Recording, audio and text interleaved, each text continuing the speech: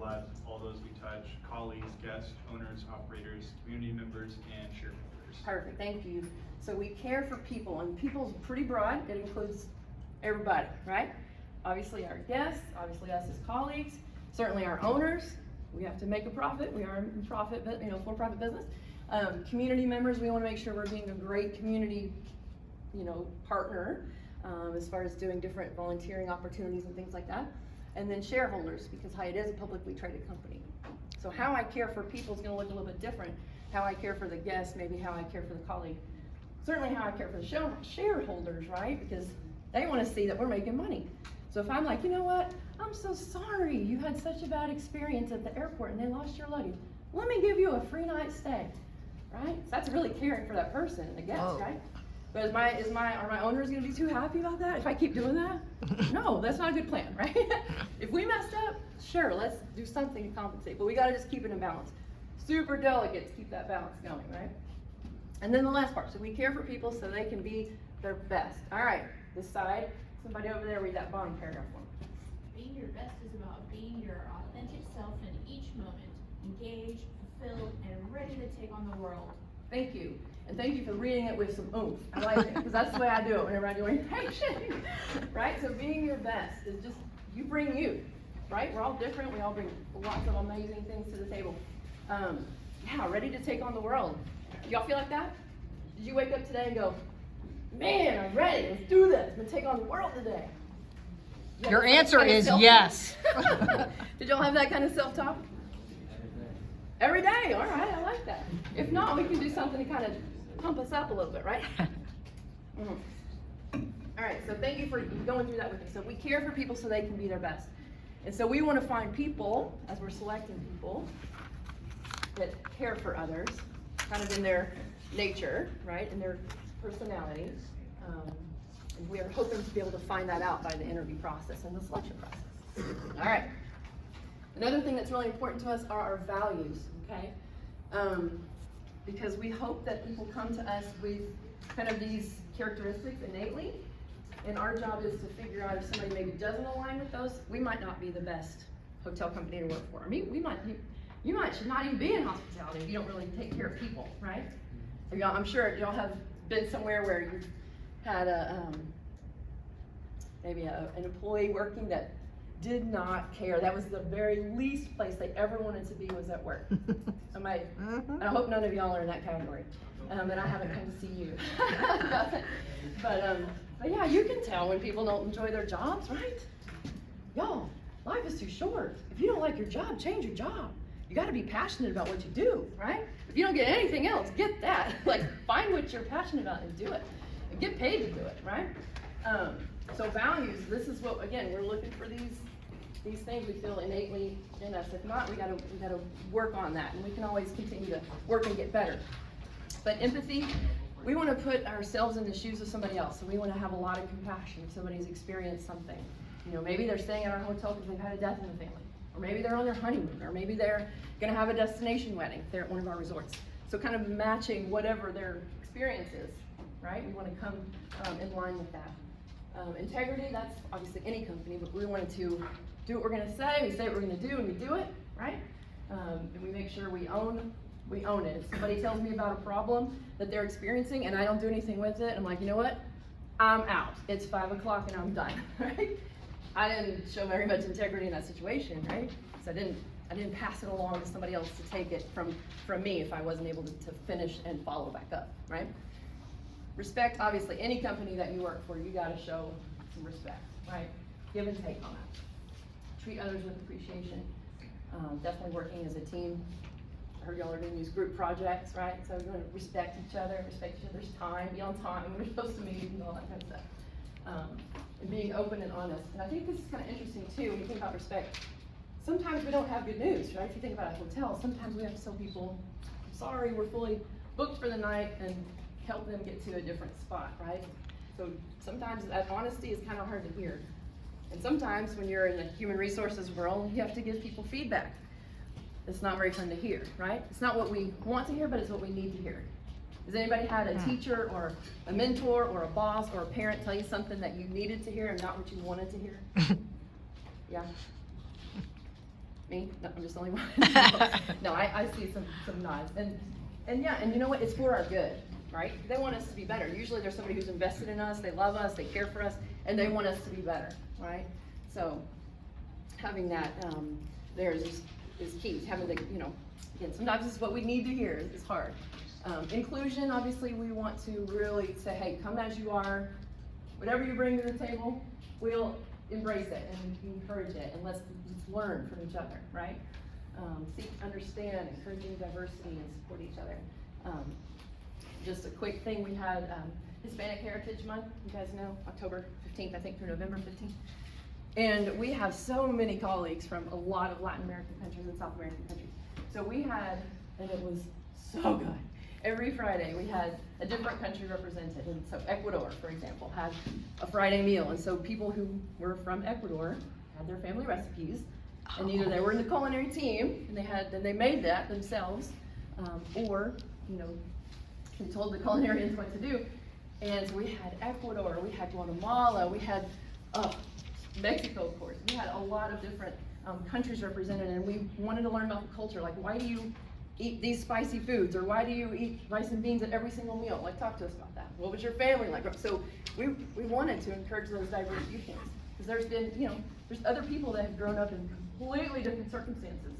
And I just enjoying the conversations with people to write it up and put it out there. It was super fascinating. Like, man, I just have to tell you really quick, this guy from Guatemala grew up. He's an older gentleman. He's probably 60 something now.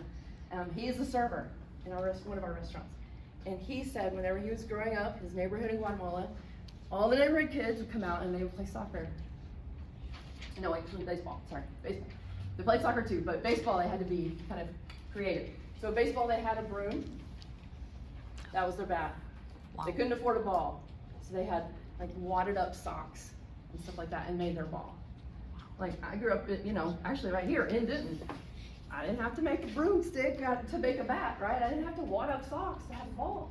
So that perspective to me was powerful. Like, man, I'm so privileged. I've just been blessed. And he was too, because he was just loving life, telling me about his neighborhood and all of his kind of things that he experienced there.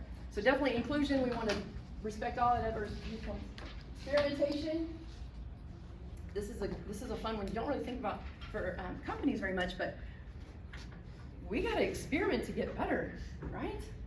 If we do the same old thing, like culinary trends, you've seen different things over the years, foodie trends, right? We got to experiment, we got to try something new, especially post-COVID in a hotel world. We had to be real creative, right? You don't even have to come get a key anymore, you just use your phone, right? So stuff like that. Trying stuff out. And if it doesn't work, fail fast. Figure it out, change it up, have a different prototype, and go try it again, right? So that's our goal, is to be experimenting with that too. Well-being, this is a great one. I think we all probably could do a better job of this for ourselves, but we use fun as fuel. We definitely want to prioritize self-care, definitely hard to do when you're working a lot of hours. And so what does that mean, and how do we kind of connect with our community and with ourselves as well? So these are some things that are really important to us as a company. Therefore, whenever we're looking for people, we want to find people that align. Got it? Cool. All right, so I just want to show you very quickly portfolio of brands for Hyatt. Whenever I started with Hyatt, I think there was like 6 or 7 brands. Now there's a bazillion. Excuse me. So yeah, so all of these obviously have Hyatt in the name, but they're all part of the Hyatt family. And last year we purchased ALG resorts, which are all these kind of usually all-inclusive resorts, and they just announced we bought another hotel company too that's a lot of very luxurious properties. So Hyatt's big time, but we're not as big time as Marriott or Hilton or some of those other big names that you hear all the time.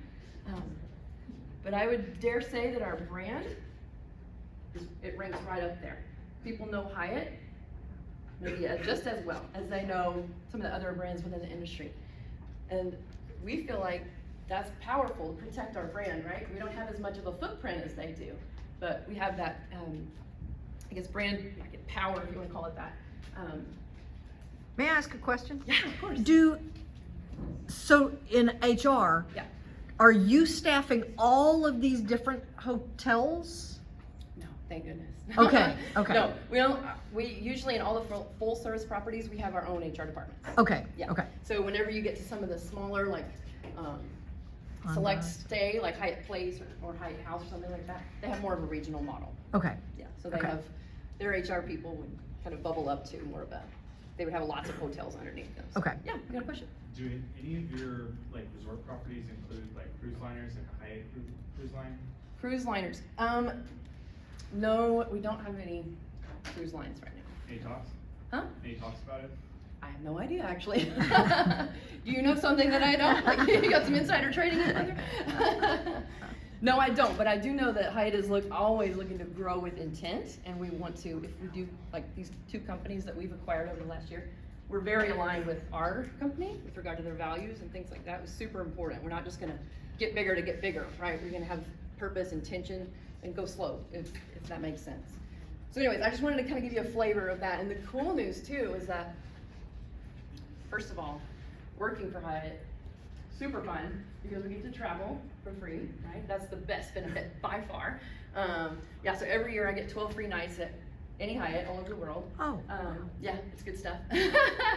Every year, 12. Like, where are we gonna go? And then just knowing that, golly, if I wanted to go, you know, move to New York or wherever, even somewhere overseas, as long as I can get work authorization, yeah, let's do it.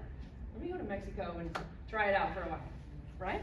Something like that. So yeah, the opportunities to travel within, certainly, and then obviously too, to work different spots, okay? Yeah, I'll leave it there. We'll come back to the other stuff later. All right, and yeah, y'all just show me a hand if you need to ask a question. Trust me, I'm gonna get through this and then we'll get to all the good stuff here in a sec. But company awards, I feel like this is powerful for you to know too, because again, it kind of strengthens our brand as far as what we're trying to do, obviously is good around the world and all the different communities in which we are and serve. But this is powerful when it comes to recruiting standpoint too, right? So for Hyatt, we just a few months ago, we're honored to be on the best places to work list for 2022, which is pretty cool, right? Lots of other, those are corporate awards there that like the whole company you know, participates in, but the one to the left is specifically for our hotel, Hyatt Regency Dallas, yeah. And we celebrated it big time. We had a big picnic right beside the hotel. There's a big like lawn space out there, and we, yeah, had burgers and we were playing soccer and frisbee and all kinds of stuff. So one day we just said, hey everybody, let's go out for lunch, literally outside, and it was fun. So that's powerful though from a recruiting standpoint, all right? Has anybody ever worked at a company where y'all were on some kind of list like this, best places to work? Where do you work? Valiant Residential. They're out there with you guys. Oh, cool. Okay. Valiant Residential. Nice. Hey, welcome. Hi, that's good. So yeah, that has a lot of power with regard to the recruiting and being able to attract top level talent. Right? JBF was on the Inc. top 50 and the Forbes 500. Mm-hmm. I can totally see that. Absolutely. So again, these are just some things that will help us as far as, hey, attract that top-notch talent, because we do things well. Doesn't mean we're perfect. We do a lot of things well. Everybody always has room to improve. We can always do something better, right? But we do a lot of things well. All right, moving along. So there we are. So there's another little shot of the hotel. I want to pause right here. I've got some other stuff with regard to selection, but are there any questions that y'all can think of just right now that are burning within you and I cannot go on unless you ask this question, you have your answer? Yes. I have a question. So Yes. when you were talking about like acquiring those properties and stuff, is it competitive like with Marriott and Hilton? Like are you guys like competing Yeah. over these other properties and stuff? I don't know that because I don't work in corporate, but I do know, like I said, it's very intentional. So that company, ALG, wanted to partner with us just as much as we wanted to partner with them, because the match and like their colleagues and their values and everything were very, very similar to ours. I don't know if there was a bidding war or anything like that over it. All I know is that we acquired them. So does that make sense? Yes. But again, those like Marriott and that kind, those are substantially larger. Like I don't even know how many times larger than Hyatt. But again, it's just kind of showing like our brand power that we're kind of considered within that, kind of within the same category, if you will, even though we're so much smaller as a company overall. Make sense? Is that your thing? Anything else? Yeah. How closely, I mean, you probably don't work super close with HR, but how closely do you guys work with the Wolfgang Reunion Tower restaurant? Yeah, so, but they are different companies, right? So we have a few different companies within our complex. We have FedEx in there, and we have a different parking company, an AV company. Reunion Tower Operating Company is its own company too, and they're the ones that do the geo deck, which is just the observation level deck.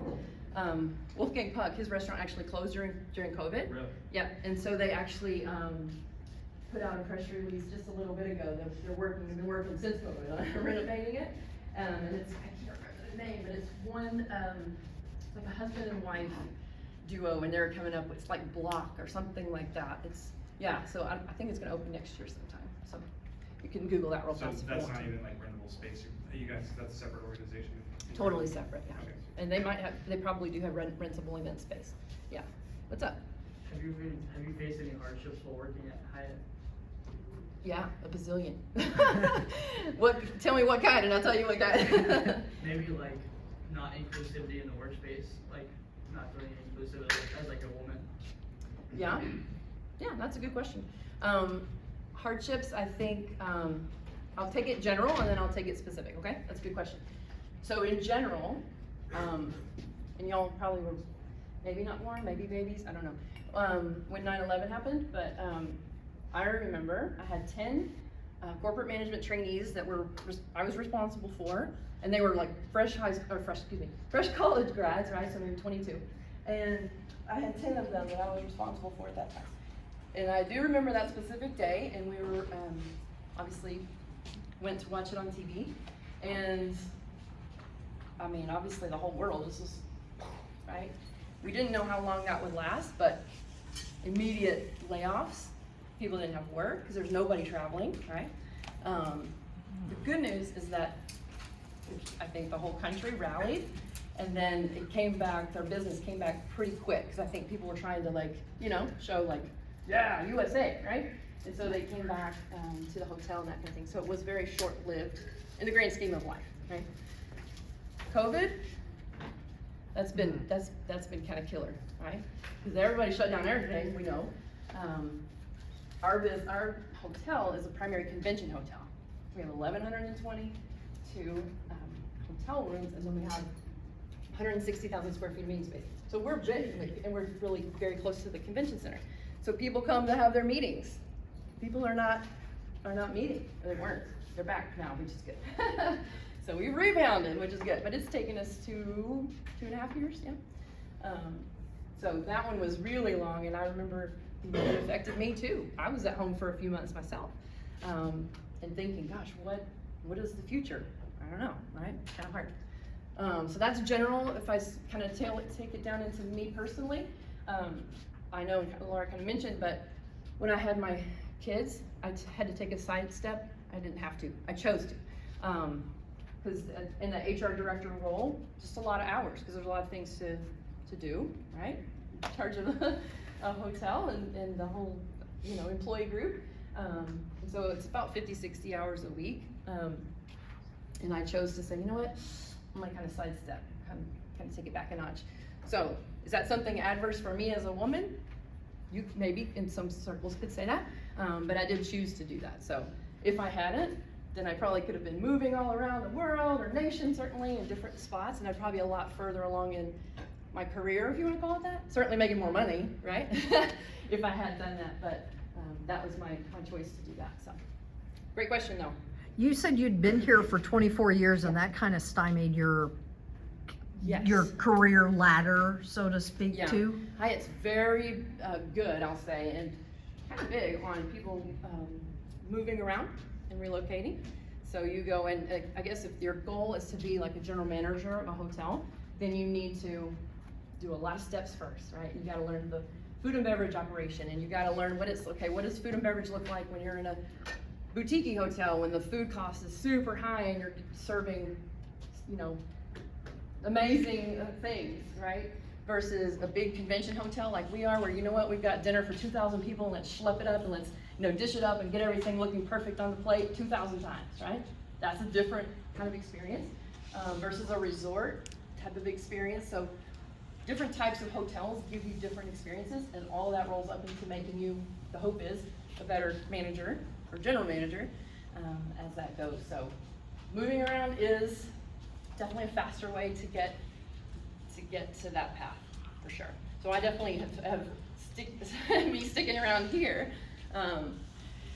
Yeah, that's kind of kept me at this point. And I'm just an anomaly. That's all good, right? It's okay to be different.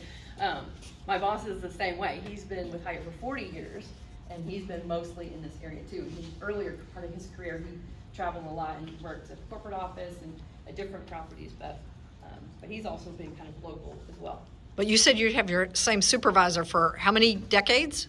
23 out of the 24 years. Okay, My 23. boss is amazing. Wow. I always Wow. laugh with him and joke with him that if he went and worked, anywhere, some fast food restaurant, I would go with him, because that's how much he's such a good boss. Has anybody have an amazing boss like that? Yeah, where do you work? Or did you work? I work at a restaurant. Restaurant?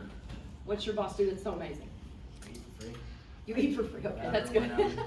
That's good. Does he do anything else other than let you eat for free? We don't work any holidays. Okay. It's like 4th of July. You're off. Okay, so that's good. So those are really tangible things, right? That you're like, that means you're a good boss. And there's different things that are important to different people. Who else? I saw another hand. Amazing boss. Who's had one? My previous manager, she was really good at listening to coworker suggestions and Yes. being very much involved with that. So like, I work for an apartment complex, so if they wanted to host an event, she would make it a tangible thing and she would help them see it through. Or let's say if someone was having like a mental health hardship day, she would like approve their time off to make sure that they could have that day to recover if they needed. She was just very much someone who took individual considerations into account, and it made it a much better experience for all the employees. Yeah. So that's that empathy, going back to that empathy, right? Because you felt heard. Right. Coworker felt heard and listened to, right? Do your managers have the latitude to do those kinds of things? Mm-hmm. Yeah, they can approve if somebody's having a rough day and, they let us know, then we, take a sick day. It's personal okay. day? Sometimes Okay. it's mental health days, Yeah. versus I'm sick with the flu. Sometimes it's, you know what, I need a break, mental break. And yeah, they definitely have that latitude, yeah. Or if somebody's, somebody passed away, we have kind of some leniency with bereavement days, if somebody has to travel, like somebody just the other day to go to Mexico, so they, you know what, you need some extended time off, be with your family, right? Don't get crazy, but yeah, we'll take care of it, right? And they've worked with us for a long, long time, so they're not trying to pull one over on us, Kind of can tell those things after a while. Any other fantastic bosses? Just two? Y'all gotta find some fantastic bosses, people. Yeah, My other boss is really nice too. okay, what about food? Like, I work at a soccer club. Okay. So I can whenever I want to make a new team, Okay, it's not like, I don't have to go to any questions. I just email the club and they register them. I get paid. I Okay. don't have to there you go. Because talk to him or you've anything. probably proven to him that you're trustworthy to make good choices whenever you have that option, I don't right? even know. Okay, but they must know something about you, because Yeah. otherwise they probably go, let's talk first. If you didn't, you know what I mean? Your reputation might precede you, I don't know. Your supervisor you've never met? Interesting, okay. Maybe just, have you met over the phone or Zoom or whatever? No, I'm in my in. He's pretty much very close supervisor. He's up there. So Mm. he vouched for me and stuff. But I've never actually met the boss. Okay. Interesting. Maybe you should have an introduction. Yeah. All right, well, I do hope that you get to experience the beauty of an amazing boss and partnership like that. 'Cause they're- What is it about your boss that keeps you there with this person for 23 Yeah. years? So, great listener, like I heard over here in Las Vegas, right? Great listener. Really taught me kind of everything that I know. Certainly I didn't know what to do whenever I was coming up through the ranks, but he taught me how to have conversations with people, how to investigate situations when somebody comes in and has a complaint about anything, harassment, or this person, said this, or I'm having this experience.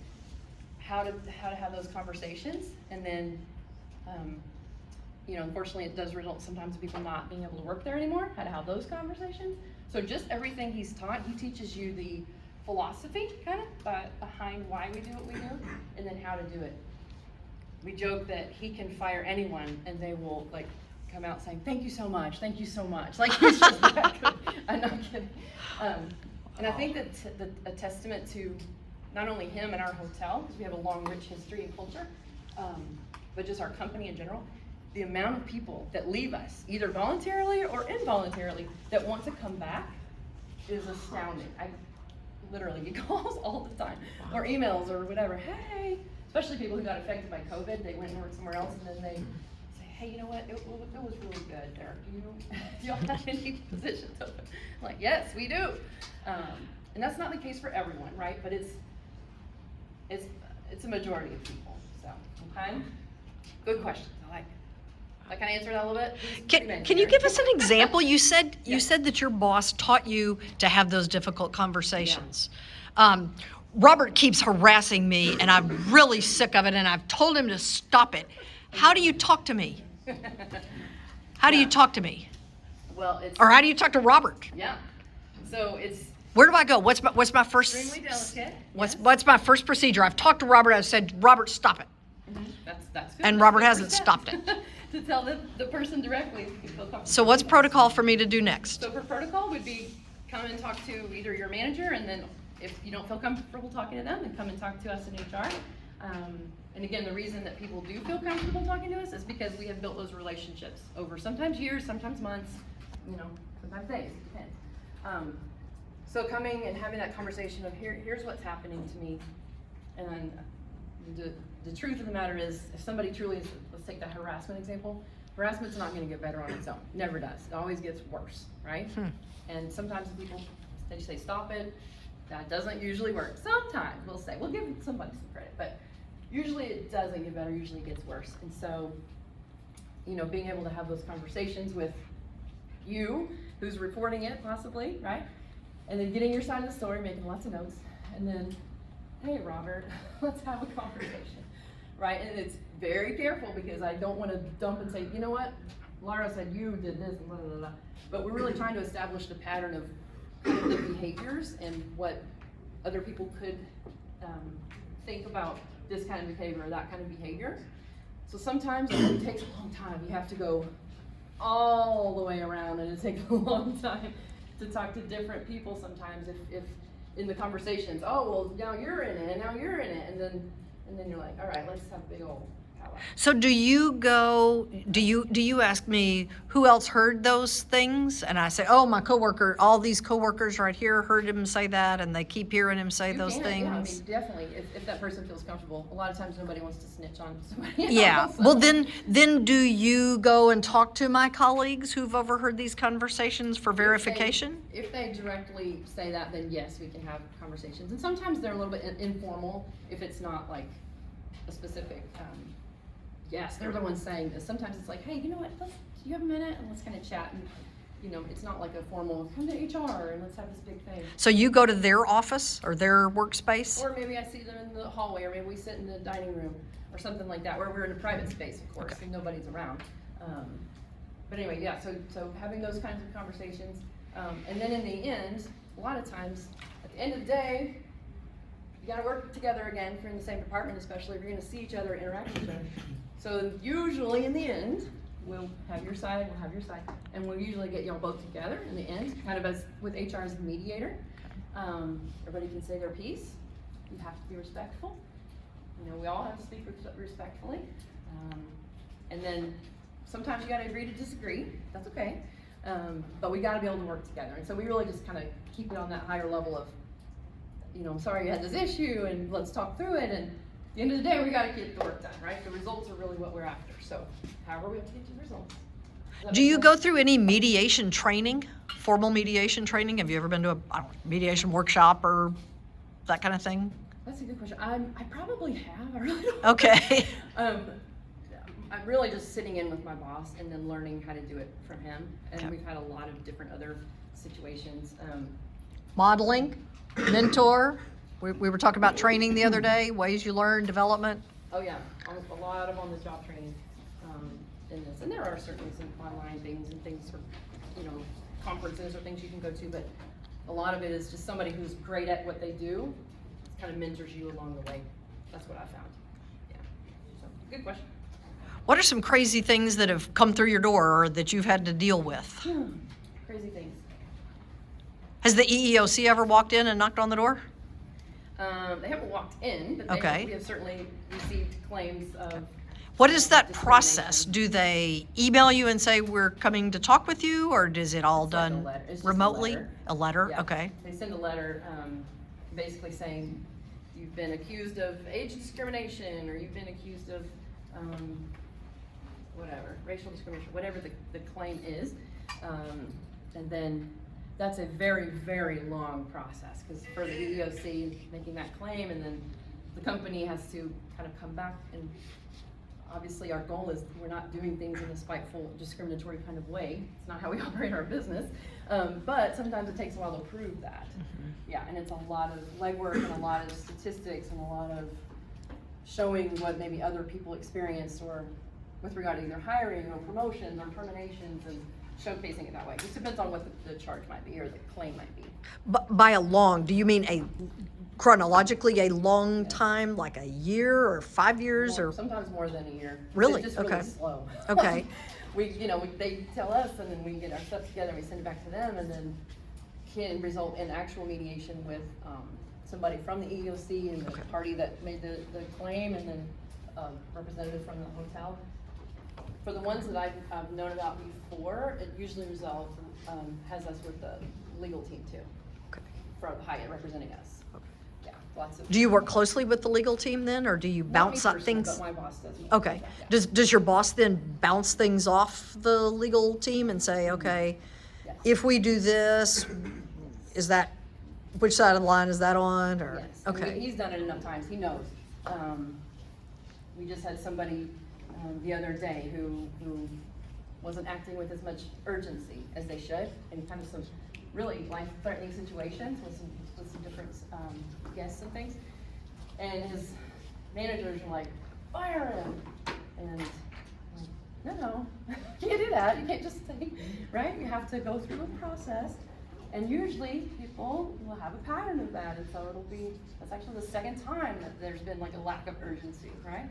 So we need to have a conversation with the person, we talk about it, and then we do say, hey, you know what, it's gonna result in, we're gonna write up just about this conversation and just document the conversation happened. That goes in his file, if you will, right? And then the next time that happens, you're in a much better place of saying, hey, we've already had this conversation, we told you, you need to have more urgency, and here's why, and you acknowledged on it, you know what I mean? And so, if you do things the right way, it's far fewer claims with regard to unemployment claims, with regard to EEOC claims, or any kind of discrimination. Tell us about unemployment claims. Who gets an unemployment claim? So, basically it's about why the person left. So it's really important for us to know, have conversations. Usually it's a resignation letter, right? I'm resigning because, or they told their manager this, or I have a text of that. Because if the person resigns and they say, hey, I'm not coming anymore, or they just stop showing up, stop abandonment, right? Then we take that as, hey, voluntarily quit. You just like abandoned us. We scheduled you to work and you didn't show up.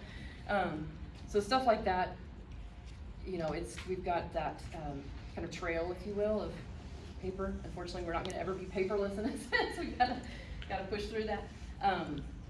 And then the state looks at that and they say, oh, here's what you have. Okay, well, the claimant said this. It's always two sides to the story. It's what that person says. Okay, now company, what do you say? And then we have our input, and sometimes, yeah, people make mistakes, they might lose their job through some kind of misconduct.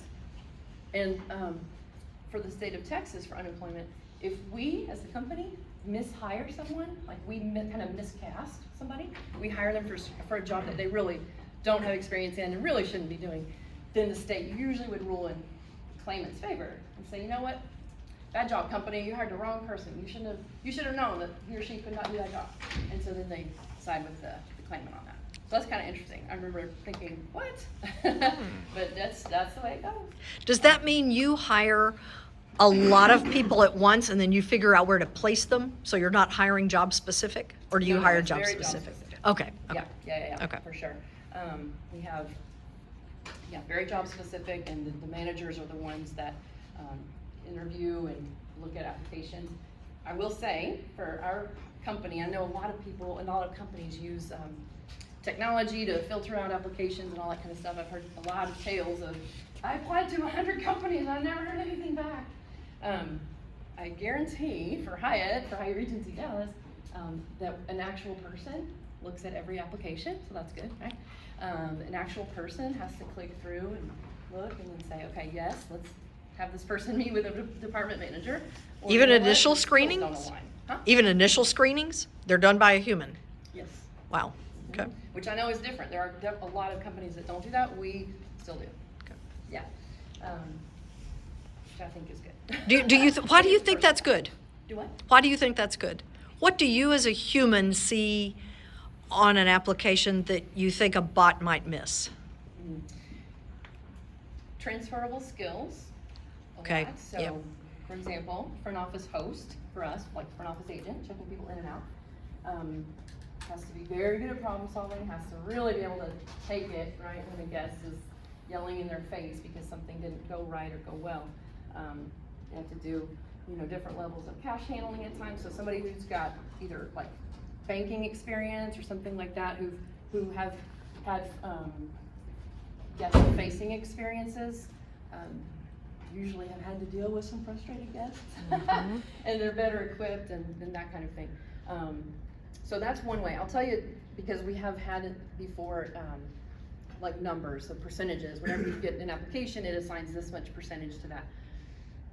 And so we've had that in the past, like, we got so many applicants for this. Let's just go, if you made less than a 70% on the kind of the questions and the value that it assigns, we won't look at you. We'll just like blindly reject. But then what we found was that number was kind of sometimes arbitrary. It didn't really mean that they didn't have the skills. So that's why I feel my own personal self is that I like that, to look and say, okay, what could that person do? Because maybe they applied for a job that they clearly have no idea how to do. But I got another one that I think they'd be perfect for, right? You take somebody like a bartender or something like that. They have to have the ability to talk to anybody about anything, right? Also somebody who's like a driver or a bell attendant for us who's welcoming guests. You gotta be able to talk to anybody about anything, right? So those are some transferable skills that you don't really think about, but so stuff like that I think is. So what do you do if you think, oh, that person's really not good for that job, but they'd be great for this job over here? Mm-hmm. Do you call them up? Do you email them? How do you contact them to say, hey, we really would like to interview you or consider you for this type of position? Yeah, it's usually a call. Okay. Yeah, sometimes email, but usually a call, especially if they look really good for the other position. Okay. Like, man, like, yes, you have to come down. And we'll evaluate it. And sometimes people like done food and beverage their whole life and been in restaurants, and they're like, you know what, I'm trying to get out of restaurants. Uh-huh. Okay, I respect that. You know what I mean? So I might think, oh, you'd be so good in F&B. And they're like, I really want to get out of that. I really want to go try to be a front office host now. Okay, that's cool. Let's talk about what you got to get over there and make, be successful in that role. So yeah, we would probably reach out in one way or another. If it's me, I call because Okay. I'm going to have those conversations. So Do you find the younger generation is less likely to call, that they're more likely to use some electronic media to contact them? I think when they know that you're looking to hire them and they want a job, then they call you back. Okay, Yeah, all right. but there are, All so right. for the talent team right now, because I've done talent many times for the hiring piece. I'm not doing it right this second. So the two ladies that are, have other, so they do text people a lot. I do know that. I know when I was doing it, I just like to talk to people because then I can also discern in my conversation, are you really somebody that I want to keep moving forward with? And you can quickly tell if somebody is or is not. And then I can tailor my response to, okay, well, we'll get back with you if we need anything else. Or, hey, let's get you in for an interview. When are you available? Right? Did you have a question? Yeah. Uh, So if you do hire somebody that's not really working out, how do you release them? Like, what's the protocol on that? How often do you do it so that you also don't have them staying long enough to be able to claim some, Good question. It's really usually people who are miscast, if you will, or blatantly doing something wrong, like this person whose lack of urgency. I mean, in that one, the pattern is repeating itself. So the main thing is to hold people accountable. Right? So inspect what you expect, right? If you're told, hey, I need you to do this, but you never go back and look at it, or people are gonna be like, I don't have to do that. She doesn't really look for that anymore, or she did, she doesn't now, right? So inspect what you expect and holding people accountable, and then you can say, hey, we talked about that, and then having those like kind of immediate coaching conversations whenever somebody does have a mishap or misstep, and maybe they have a good reason why they did what they did. That's super important to have, you know, hear what their side is before you just slap them with a piece of paper that says, you got a final warning. No, let's talk about it, right? So, does that make sense a little bit? And so the point is you can't, I'm not just gonna get rid of them right away, it's a process. Otherwise, I'm gonna end up with a whole lot more lost unemployment claims or How EOC long claims. would that process take overall, like on the short term, like the fastest you could go, whoops, and start that, what's the? Man, fastest, I mean, it could be weeks, or if it's a significant enough situation, then it could end up in you being separated right away. I guess what I'm speaking of is maybe lesser, you know, lesser impactful things that are not good, so let's coach you through, and then the hope is that you change your behavior, so you don't do those same things again, and you learn from it. And you can kind of quickly tell, and then always too, we can have conversations, and we've had that many times too, of, you know, is this the right role for you? Is this something that you are really enjoying doing? Like, do you really enjoy getting up to work and coming to work at the hotel? If the answer is no, then it's okay. We're just, you know, handshake and we can part ways, it's okay. No judgment on you, it's no judgment on us, it just didn't work out. And that's okay too. I think the thing is to keep, when you're having those conversations, keep people, their dignity intact, and to really have conversations with them like, you know, they're definitely an equal part of the conversation. Because the really heavy thing is if you're gonna be separating somebody, is that, like, that's their livelihood, right? So you're taking that away for them to make money with your company. We don't take that lightly, like that's a big deal, right? And especially if somebody, I remember, because it kind of broke my heart, but I had a girl who was a front office agent, and she did all the right things, except she left her bank unattended when doing a cash transaction, and somebody else got in there and made a mistake. It's her bank, her name, it's her information, so she had to kind of take the fall for that, because we couldn't, you know what I mean? So that really hurt me, because I knew she had integrity and she wouldn't do that. But that's the other thing too, when you're talking about claims and discrimination and things like that. What did I do to everybody else, and that everybody else had that same situation? What was my pattern? If my pattern is to separate you when you had a cash handling violation of over $100, I can't just say, I know you didn't mean to, and not do the same kind of thing. Does that make sense? Because then it's like, oh, she's your favorite. You know, that's a whole nother can of wax, ball of wire, whatever that whole thing is, that we don't want to get into. So we have to be consistent. And sometimes it hurts because these people are your friends, you know? You have relationships and connections with, so that's good. How do everybody takes conflict differently or Mhm. perceives it in their own way? Is it usually generally, like somebody that might, act out or retaliate? How, have you had that, and how did you deal with that? Do you mean physically retaliate or like underhandedly retaliate?